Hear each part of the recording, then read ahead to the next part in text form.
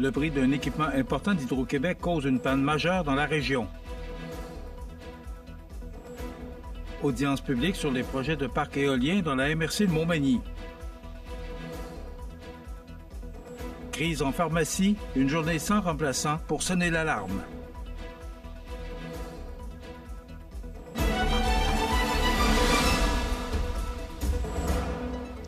Jeudi 29 mai 2025. Bonjour mesdames et messieurs, bienvenue à votre bulletin d'information sur le réseau de télévision CMA TV. Une panne d'Hydro-Québec aurait touché le secteur de Montmagny et le sud du comté en passant à l'ouest par la municipalité de Saint-François-de-la-Rivière-du-Sud et s'étendant jusqu'à Sainte-Apolline-de-Patten et a eu lieu de 2h39 à 5h33 ce matin. Selon les informations obtenues actuellement, il n'y aurait que le secteur de Notre-Dame-du-Rosaire qui serait encore privé d'électricité. Un bris d'équipement serait à l'origine de cette panne, mais vous comprendrez qu'il a été difficile d'obtenir plus d'informations en raison du nombre d'appels que Hydro-Québec reçoit actuellement. Le Bureau d'audience publique sur l'environnement, le BAP, tenait mercredi soir une audience publique sur les projets de parcs éoliens de Saint-Paul-de-Montmagny et de la forêt domaniale dans la MRC de Montmagny dans les prochaines semaines.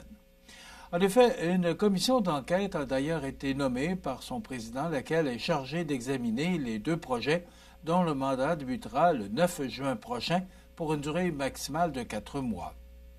Selon nos sources, les audiences seraient tenues possiblement à Montmagny du 10 au 12 juin et du 8 au 10 juillet prochain. De plus, une rencontre préparatoire pour le public devait se tenir mercredi le 28 mai et devait être diffusée en web diffusion sur le site web et la page Facebook du Bureau des audiences publiques sur l'environnement de BAP. Nous avons vérifié et pour l'instant, il n'y a pas d'information qui ressort de cette diffusion d'hier soir, mercredi. La documentation sur les projets est disponible en version électronique sur le site web du BAP et dans le registre des évaluations environnementales. Et les documents peuvent aussi être consultés en version papier dans un centre de consultation situé au bureau municipal de Notre-Dame-du-Rosaire dans la MRC de Montmagny. La situation devient critique dans le réseau des pharmacies communautaires du Québec. En effet, l'Association québécoise des pharmaciens propriétaires tire la sonnette d'alarme face à l'impact grandissant du recours aux agences de remplacement. Pour illustrer l'ampleur du problème, l'Association québécoise des pharmaciens propriétaires a décrété une journée sans recours à ces agences, espérant ainsi éveiller les consciences. À l'instar du phénomène observé chez les infirmières dans les hôpitaux, le système de remplacement en pharmacie, devenu permanent au fil des années, perturbe gravement la stabilité des équipes. Ce recours était, au départ, une solution temporaire à la rareté de main-d'œuvre, mais il est aujourd'hui synonyme d'un déséquilibre majeur dont une hausse fulgurante des salaires, conditions de travail exigeantes et roulement constant de personnel. Le résultat est préoccupant car la qualité des services cliniques, comme le suivi des maladies chroniques et des efforts de prévention, est compromise. En 2024 seulement, 1 million d'heures de remplacement ont été effectuées, une tendance jugée insoutenable par les représentants du milieu. L'Association des bannières et chaînes de pharmacie du Québec, qui regroupe des réseaux tels que Jean Coutu, Familiprix, Uniprix, Pharmaprix et d'autres, appuie la démarche de l'Association québécoise des pharmaciens propriétaires. Ensemble, elles pressent le gouvernement d'agir rapidement pour freiner l'exode des pharmaciens vers les agences et pour renforcer la stabilité dans les équipes. Selon Benoît Morin, président de l'Association des pharmaciens propriétaires, une équipe stable est essentielle pour offrir un service continu à la population, particulièrement en soirée et la fin de semaine, des moments où la disponibilité est pourtant cruciale. Le message est clair, puisqu'il est urgent de revoir le modèle en place pour ne pas compromettre l'accès aux soins de proximité. Modernisation forestière. Les chambres de commerce réclament plus de clarté et moins de paperasse. Tous les détails après la pause. Le restaurant Pizzeria Porto Bellissimo, un incontournable à Saint-Jean-Port-Joli. Pizza débordante de garniture, menu varié et abordable. Délicieux desserts avec des produits de grande qualité des gâteries de l'Ami. Porto Bellissimo et les gâteries de l'Ami, route de l'église à Saint-Jean-Port-Joli. Soyez bien informés. L'Info CMA TV, en bref, vous résume les grands titres de l'information en seulement 2 minutes. Bonjour, voici l'Info CMA TV en bref. Nouvelle importante dans le monde politique aujourd'hui alors que le ministre de la... L'Info CMA TV, en bref. 2 minutes de nouvelles locales, régionales, nationales, internationales et sportives. L'Info CMA TV, en bref. Du lundi au vendredi au cmatv.ca et sur le fil Twitter X de CMA TV.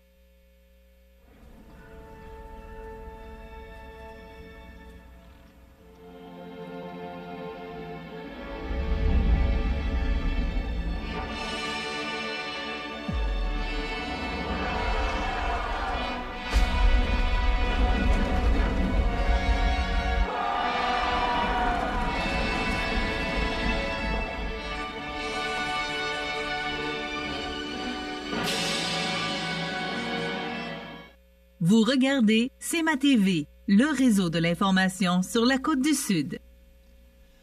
À la veille des consultations particulières sur le projet de loi 97 qui vise à moderniser le régime forestier québécois, la Fédération des chambres de commerce du Québec et la Chambre de commerce et industrie de la MRC de Montmagny unissent leurs voix pour plaider en faveur d'une réforme centrée sur la prévisibilité et la régionalisation. Dans un mémoire conjoint déposé aux instances gouvernementales, les deux organisations saluent l'initiative du gouvernement tout en soulignant l'importance d'éviter de complexifier davantage le cadre administratif. Pour Véronique Proulx, présidente et directrice générale de la Fédération, le message est clair. L'industrie forestière est un pilier stratégique de l'économie québécoise, particulièrement en région, où elle soutient plus de 130 000 emplois directs et indirects. L'industrie réclame depuis longtemps un régime mieux adapté aux réalités régionales et ce projet de loi répond en partie à ces attentes. Cependant, plusieurs zones grises subsistent, notamment en ce qui concerne les taux de redevance forestière, la tarification et la gestion des chemins multi-usages. Des clarifications sont demandées pour éviter que l'incertitude réglementaire n'entrave la compétitivité de l'industrie. Jean-François Ritt, président de la Chambre de commerce de Montmagny, insiste sur la nécessité de simplifier les processus. La modernisation va dans la bonne direction, mais elle doit s'accompagner de règles claires. Nos entreprises ne peuvent plus tolérer des retards administratifs ni une multiplication des contraintes. Les deux chambres de commerce rappellent également que la réforme doit reconnaître l'apport considérable de l'industrie forestière dans la construction, la production de biens papetiers, d'emballages, de produits d'hygiène et plus encore. Pour elle, la valorisation des retombées économiques, environnementales et régionales de ce secteur est cruciale. En somme, la Fédération de la Chambre de commerce locale appelle le gouvernement à finaliser cette réforme dans un esprit d'écoute et de partenariat avec les régions.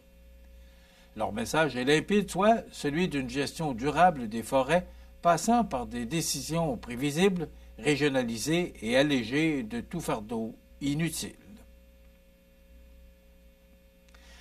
La corporation Entre ciel et marée entame un nouveau chapitre de son histoire en dévoilant une image de marque complètement renouvelée. Dorénavant, l'organisme portera le nom d'Exploraciel, une appellation qui traduit à la fois la passion de l'équipe pour l'astronomie et son désir constant d'éveiller la curiosité scientifique chez le grand public. Fondée en 2018, la corporation s'est donnée comme mission de promouvoir la culture scientifique, notamment auprès des jeunes, tout en stimulant l'intérêt pour les carrières en sciences. Grâce à cette nouvelle identité, Exploraciel affirme sa volonté de moderniser son approche tout en poursuivant sa croissance et en élargissant son rayonnement au-delà de Saint-Pierre-de-la-Rivière-du-Sud vers toute la MRC de Montmagny. Parmi les initiatives marquantes de l'organisme, on retrouve l'espace Mahat, un lieu dynamique de vulgarisation scientifique. On y propose des ateliers pratiques, des animations interactives et des séances d'observation astronomique en direct. Grâce au soutien de ses généreux donateurs, Explora Ciel s'est doté d'un planétarium gonflable mobile permettant aux participants de vivre une expérience immersive sous un ciel étoilé. Dès l'été 2025, l'organisme lancera un camp d'astronomie d'une semaine spécialement conçu pour les jeunes. Au programme, bricolage scientifique, construction de robots, quiz, animation au planétorium et bien sûr, soirée d'observation des étoiles. Une nouveauté s'ajoute cette année, soit des ateliers d'initiation à la photographie astronomique qui seront également proposés au grand public. Explora Ciel entend ainsi renforcer sa présence régionale et poursuivre sa mission éducative avec encore plus de dynamisme. Le changement de nom symbolise une ouverture sur l'avenir, axée sur l'exploration, la découverte et le partage des merveilles de l'univers. La population de la région de Montmagny est invitée à découvrir les nombreuses activités offertes par Explora Ciel et à s'émerveiller devant les ministères du cosmos. Rappelons qu'Explora Ciel est un organisme à but non lucratif dédié à la vulgarisation scientifique et à l'éducation en astronomie, s'assurant que ce soit accessible à tous en offrant des expériences éducatives et immersives qui stimulent la curiosité et l'apprentissage. L'organisme fait également sa part pour la lutte contre les changements climatiques en sensibilisant à la préservation de la noirceur naturelle du ciel étoilé, en incitant les citoyens, les entreprises et les municipalités à poser des gestes concrets afin de limiter et de diminuer le phénomène de la pollution lumineuse. Enfin, à Cap-Saint-Ignace, le vert prend racine grâce à une mobilisation citoyenne en faveur de l'environnement. En effet, c'est lundi, le 26 mai dernier, qu'une journée d'entretien et de plantation d'arbres s'est tenue sur 2 sites municipaux, marquant la seconde édition d'une initiative inspirante pilotée par l'entreprise Le Temps des Cigales. Cette action s'inscrit dans une série de gestes concrets pour contrer les effets des changements climatiques et améliorer les milieux de vie. L'activité a été rendue possible grâce à une solide collaboration entre la municipalité, Le Temps des Cigales, l'Association forestière des Deux-Rives et le ministère des Ressources naturelles et des Forêts qui a fourni les arbres. De son côté, la municipalité a mis à la disposition la terre, le paillis, les outils et toute la logistique nécessaire. Sur le terrain, une quinzaine de participants, employés municipaux, élus, citoyens et entrepreneurs locaux ont uni leurs efforts pour remplacer les arbres plantés en 2022 lors des fêtes du 350e anniversaire, entretenir les végétaux existants et aménager de nouveaux espaces favorisant la biodiversité. Parmi les partenaires présents, notons la participation des entreprises locales Babel Café et Alectron. L'événement a aussi permis d'installer des enseignes de sensibilisation et de créer un espace de tonte différencié au parc Optimiste, une démarche respectueuse de la flore et de la faune locale. Pour les copropriétaires de Le Temps des Cigales, Myriam Foy et Olivier Doré, l'enracinement de cette initiative démontre toute la force de l'engagement collectif. En posant des gestes simples, on peut créer un effet d'entraînement. Cette journée prouve que, collectivement, on peut faire une réelle différence. Ce projet, porteur d'un navire plus vert, reflète une volonté claire de la communauté de Cap-Saint-Ignace, soit celle de préserver l'environnement et de s'impliquer activement dans une transition durable. Cap-Saint-Ignace montre ainsi l'exemple en semant aujourd'hui les graines d'un meilleur lendemain.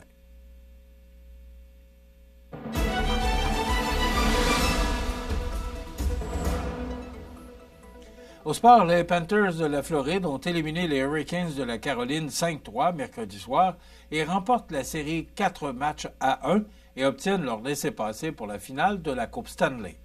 Ils affronteront le gagnant de la série opposant les Oilers d'Edmonton aux Stars de Dallas, dont le 5e match sera présenté ce soir à Dallas.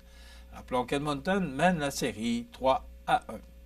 Voilà ce qui complète votre bulletin d'actualité de ce jeudi 29 mai. Dans un moment, les prévisions de la météo.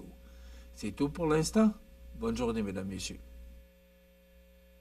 Pour rejoindre la salle de nouvelles de CMA-TV, nouvelles au pluriel @cmatv.ca ou encore 418-241-1313, poste 226. La météo, une présentation du restaurant à la Rive, un incontournable à Montmagny. Le restaurant à la Rive, un incontournable à Montmagny. C'est la place pour déguster un délicieux repas dans notre magnifique salle à manger ou sur le pouce à notre casse-croûte. Rue Saint-Louis ou par livraison, le restaurant à la Rive ou restaurantàlarive.com.